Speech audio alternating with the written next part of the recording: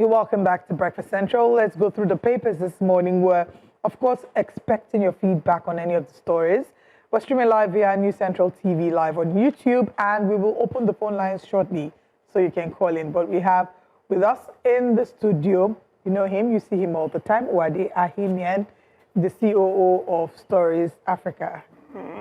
Is this Morning. COO, right? I don't even know, Sha. Chief any work. That's a good one.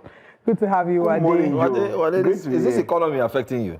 Uade doesn't look like. At least he's not in Anambra State. What's wrong? It's giving. It's glowing. You know, and I don't use cream. Aww. Before you tell me to cut you the cut soap. Cut the soap. And know the how soap is like do that. or should not doing advert for them. Problem. Okay, let's start with. Let's go to the front pages of the paper. So much has been happening in our country. Which one should we start with? Let's start with Nigerian. the Punch. Okay. Or which one? All right, let's start with the Punch because that was the conversation we had last, and then we can segue into other stories. Outrage over police crackdown on Lagos anti-demolition protesters. Police tear gas protesters at Lagos Assembly. Make arrest. Activists, right groups slams police. I don't know if you've seen the videos. For the benefit of the doubt, if our production team can please share the videos again of the protest that happened here in Lagos in front of the Lagos State House of Assembly with the police tear gas. So if we have the videos, please, let's play them. But while we're getting the videos ready, 2027, all right, these are the videos. Now, these people have been displaced from their homes. The police say they applied minimal force, and minimal force involved canisters of tear gas that ended up in injuries to some people. Maybe we can also play the Commissioner of Police's statement, and then we'll have Uade react to that. Anyway, I think we'll get there. But since it's our big story, maybe we might want to start getting his reaction there when we get the commissioner. He was on the station as well. Yeah, he was on the station. Yes. So he said that he's not aware of any injuries, but there were clips of people who were being injured. Our correspondent was there. He said, someone needs plastic surgery. It's amazing when you say you're not aware of any injuries. When you shoot into a crowd and people are, running and there's a stampede. Yeah, it just goes to show that you don't, this is my opinion, and I always try and express my opinion as best as possible. You don't know what the aftermath of an incident has been. And that, for me, clearly expresses that, there are no emotions or you have to do your job, don't get me wrong. I read the story. One of the things they said was they were blocking the road, and that's why they had to ensure. But if people come in or come peacefully to a place, are you with me? Like the Lagos State Assembly complex, which is a very, very big space. You get? There are different ways you can address them. The National Lagos State Assembly said they sent out four of the assembly members to speak to them outside the premises, and it was during that process that all the scuffles started, and then the police released tear gas. Let them in. They are Nigerians. They are members. They are residents of Lagos State. If they have grievances, I'm sure you have spaces. That place is big enough for you to say, okay, come in and let's hear. Okay, if not everybody that needs to come in, let's speak to the leaders of the protest so that you don't leave them on the road first and foremost and say they are blocking the road. That's one part I think they didn't get right. And then if at the end of the day, as Lagosians, as citizens of Lagos, as those who pay taxes in Lagos and all, then you haven't treated them properly, in my own opinion. I was somewhere else today and someone said, oh, maybe we should go back to our state. And I'm wondering... Where is our state? God bless you. Which state am I going to... Joe, which state are you going to go back to? I don't know. Exactly. Lagos State. So, but the police, in my opinion, were a bit high-handed. All of a sudden in Nigeria, protests are no longer... Legal. Everybody... People want to go out and walk and talk about the things that affect them. Everybody is in court. In Abuja, the Federal Capital Territory went to court so that workers cannot protest. Yes. In Lagos, you go to court. In everywhere, you are going to court. The masters of protest have all of a sudden realized that the legal system works. It's just a pity, in my opinion. Yes, I saw injured people, and your correspondent was there, so he had first hand. And this is not the first time when some of these protesters were tried to assemble at the Iyana bus stop. It was the same thing to the extent that for 2 weeks, buses could not park in the bus stop. They parked on the road and started causing traffic. So how do we deal with all these kind of situations when, in my opinion, those who are elected officials don't want to listen? Are you with me? And at the end of this day, you don't want to listen. And when people try and come out and speak to you, you say, oh, they're breaking the law. And since 2023, the rate at which properties and land are being taken over in Lagos has become alarming. Yeah. It's become alarming. Yeah. I mean, I agree with you. And it's not just Iyana.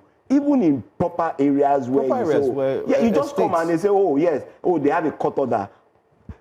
For instance, I think it was in late 2023, early 2024, the Masha area, my friend who I've known for over 40 years, who has lived there, we all grew up in Sulere together, they put an X on his house because they said the Oba of Masha, in quote, says, oh, they are the owners of the land and they have to come back and repay. And so it just beats me in Nigeria of 21st century, where we seem to have more kings and kingdoms in states, and everybody in his own kingdom believing that he owns all the land that is there.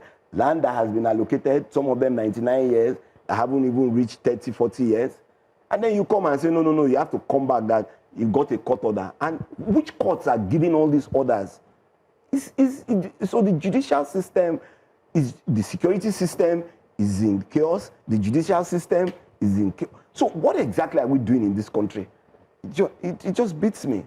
It's a worrisome case, but I think we do have the Commissioner of Police, Lagos State, where he spoke, especially interviewed by our correspondent. Let's take a listen to what he had to say. Abuses on me as Commissioner of Police, Lagos State. That was vomiting blood. They call me all kind of name. But in my profession, I should work under pressure. No gunshot was fired. What we use is the minimum force that is allowed in protests when people become rioters. After all, we are inside with them. If it's going to cause any injury or death, it will have caused it to equally police personnel. Nobody's killed, nobody's injured, but we've been able to successfully dispatch them, because if we allow them to continue to sit on the road, upcoming vehicle can run into them, and it's not safe for even them and equally other road users. It is absolutely ridiculous, in my view, just ridiculous. And they said they are, Commissioner of Police. Okay, so there you have it. Activists and rights groups have slammed. It just reminds me of Fela's song, and it seems to be that we're in a democracy, but we're going back to the stories of the unknown. I agree. And I'll leave it at that. I think this question was also raised this week. We also talked about it earlier this week. So the question was, is this really a democracy, or, like Fela would say, demonstration of grace or something? And that's why I said we'll take it back to the days of being unknown. Absolutely, because we really don't understand what's going on if things are happening backwards or they're happening the right way. Well, they are unknown, so if we cannot put a name and a face to it, then it becomes the unknown Democrats. Okay, absolutely. Okay, well, let's go to another paper. On the front page of, well, maybe we can still take a few here. Diziani, of course. Diziani lavished over 4 billion naira in London luxury store, according to UK prosecutors on page 3. That's at the top right corner. NUPRC opens 50 oil blocks for bidding. 2027, APC move to manage defection gains, internal crisis. Gunmen abduct pregnant woman in Ondo community attack. There we go again. Nigeria earns 55.5 trillion naira from crude oil sales in 2025. I think I'd like to stick to that crude oil sales. Uade is a man with numbers. He likes to play with numbers. Uade, Which numbers am I going to blame? trillion naira, and yet we're still owing and we're still borrowing. Well, and we're earning. Well, when we see stories like this, you know, when I see numbers today, I'm a bit careful. Why? And I'll tell you why I'm a bit careful. So, 55 trillion, are you with me? Is at 1,400 naira as the exchange. How much does that come to? In dollars, right? Yeah. Okay. Doing the math. Yeah, I'm trying to do the math. Let's see. Maybe about $39.28 billion. So my question first and foremost is, how much dollars came in 2024? How much came in 2023 at these different exchange rates? You know, because you can't, you know, when you throw numbers either absolute or in percentages without taking the absolute in comparison, then, yeah, in my own opinion, your analysis doesn't hold water. So you just say, oh, revenues have increased by 30%. Okay, it could have increased by 30% because exchange rate has gone up. It could have reduced by 30% because exchange rate has gone down. If most of our revenues are earned in foreign currency, then you must show us the relative number of the foreign currency. So I really can't speak to how much that 55.5 trillion, because I tried to read through the story, but you really didn't provide all that detail.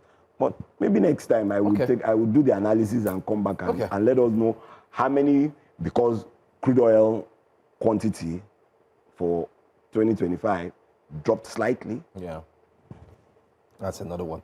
Let's go to this Nigeria very quickly. There's a very interesting story on this Nigeria. 2027, it says, electronic transmission of results to be made compulsory.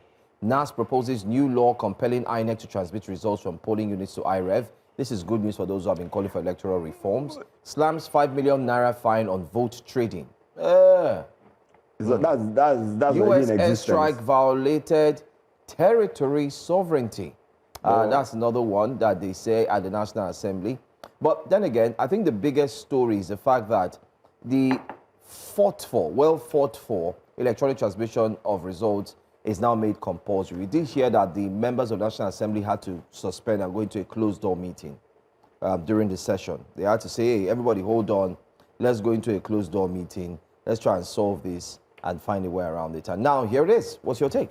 Well, they haven't, from what I hear, I don't know where they say it's going to be compulsory. They went into that closed-door meeting. And it ended there. And they said, no, they said they would argue it out today. But this Nigeria, the reps, the House of Representatives said they've done their own work and they finished with that. So they're waiting for the Senate so that they can have that National Assembly. The national harmonized. Now the question is, I'm not a lawyer, and my senior leader, my learned colleague beside me will tell you that words matter in law. Shall and will and can and could. Do you understand? And she's looking at me. What does shall mean? I always want to ask. Shall means that it must. It must. Nothing can change You it. tell me you were taking. Well, we have to. When all these things start to come out, you start to ask your legal luminaries. Heated. And you see the way she's looking at me. Heated. Heated. Please just go on. Let's not. But the fact remains we that veered away from all those kind of complicated things. No, we don't use heated to anymore. It's shall and will and could and can. It's British. And should. All those kind of words. So we need to be very careful when they come out with the final words, because remember in 2022 we all hailed this, and it was clearly written there, and they said, oh, there was nowhere in the law that says that it was compulsory. So maybe they will put the word compulsory, or maybe they will use the word shall, because when they use shall, it means that it cannot change. No turning back. Exactly. So you see, I've learned some legal words, not because of INEC, but the fact remains that they are going to deliberate on it, and let's see the kind, like they always say, and I go back to fella, are they going to do government magic? The more you look, the less you understand. Okay, I want us to look at the Nigerian Tribune. We'll come back to the other paper. On the front page of the Nigerian Tribune, Manufacturers Association of Nigeria MAN laments energy costs as Peter Obi knocks Tinubu over electricity stability. More than 676.6 billion naira spent on alternate energy costs in H1 2025, according to manufacturers. We're on the second power grid collapse, and it's barely, what's today's date? Just fresh into the year. Power grid collapse is what has welcomed us. Well, they've told us this one. It collapsed like 3 times in December. Yeah. December, it was going through a serious heart attack. And the claim was that they were laying new gas pipelines. But that's fine. The truth of the matter is this, and I continue to say this, there's the issue now in the power sector whether meters are free or meters are Yeah, not. we discussed that with Dr. Amadi today. Yes, and I heard Dr. Amadi, and I heard clearly what he said. Meters belong to the disco. That's one. Meters don't belong to the individuals. Individuals pay rentals for meters that are in their household. So when you sell meters to consumers, it's wrong, first and foremost. So what the Minister Adelabo has done is if the government decides, no. If the government decides that it wants to go on a metering program and install meters for free, installation is different from ownership and rental payment for meters, because meters need to be serviced. Meters need to be checked. And the reasons why you pay rentals is if there are meter upgrades, it's easier for them to just change your meter and you continue, your rental might go up slightly, and you continue to pay rentals for them. It's not rocket science. And I listened to Professor Amadi when he was saying that meters belong to the disco. It doesn't belong to Joe, Ade, or Olive. If a disco brings a meter to your house, it belongs to you. So when you tell me to pay for a meter that is going to be used for 10 years as a tenant, and then I stay there for 2 years, and the next person comes in, and that's why people are quite upset about it. But the bulk of payment rests on the feet of the discos and not the tenants, right? Because here I'm saying, okay, the Distribution Sector Recovery Program, DISREP, is a free metering initiative. Yeah. It's a $500 million metering initiative funded by the World Bank and supported by the federal government of Nigeria, aiming to deliver 3.4 million smart meters nationwide at no direct cost to customers across Nigeria. And that's fine. And which is what I said now.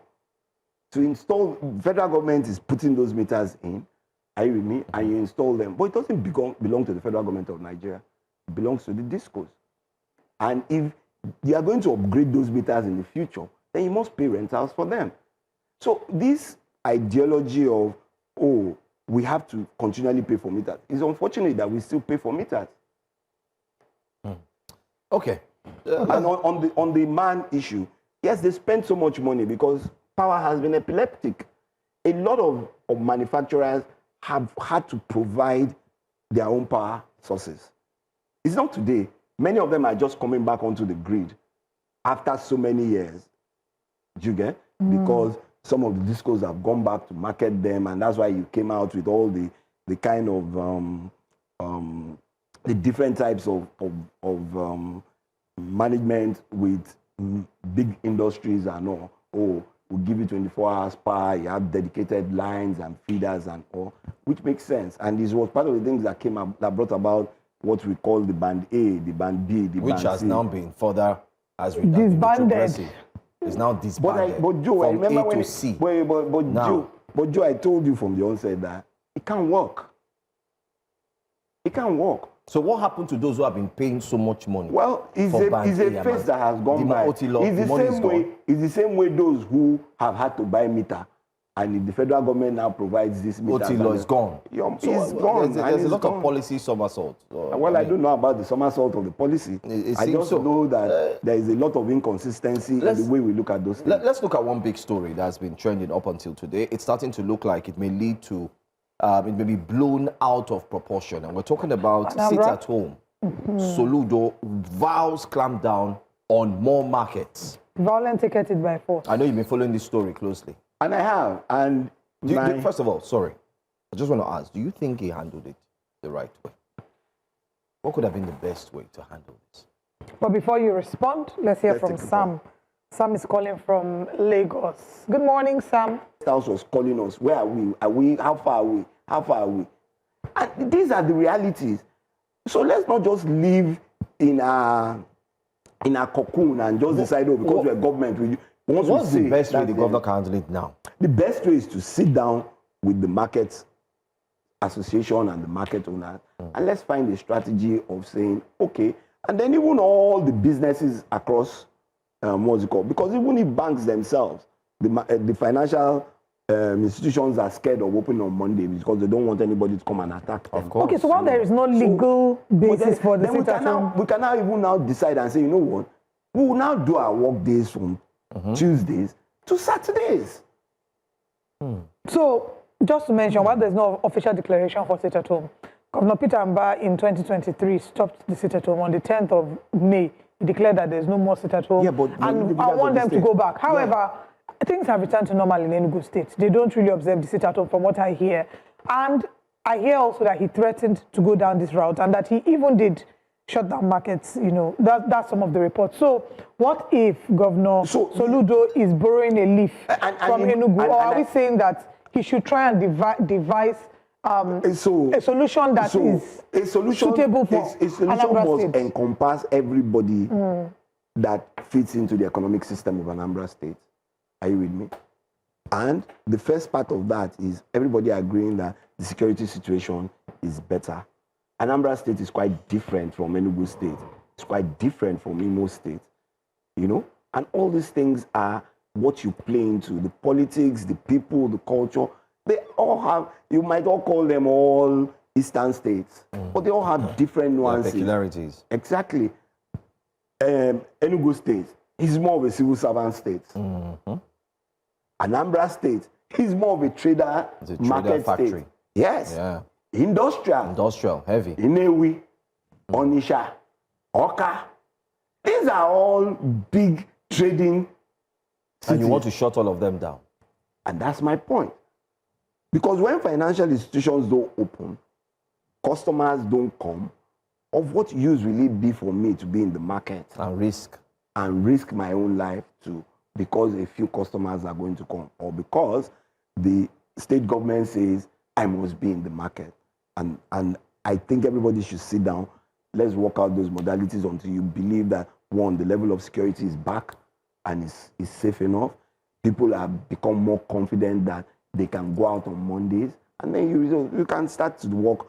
Work starts on Tuesday, and then you do Saturday, and then you take Monday as your weekend is on Sunday, Saturday, I mean Sunday and Monday, like in some countries that like Dubai, Friday, Saturday, off, Sunday back to work. Yeah. So Friday, Saturday is yours. So that's it. It's been a pleasure having you, Uade Ahimie. It's always a pleasure to be here. Thank you very much. Thank you for being here. Thank you to our callers. For those whose calls we couldn't pick, we sincerely apologize. We are out of time. Tomorrow is another day. It's TGIF edition. By His Grace will be here. But stick around. Jasiri is up next. After that, you do have Business Edge. After that, you do have 12 Report. My name is Joe Hansen. And my name is Olive Emodi. I'll be back for the Friday edition. See you tomorrow. Bye-bye.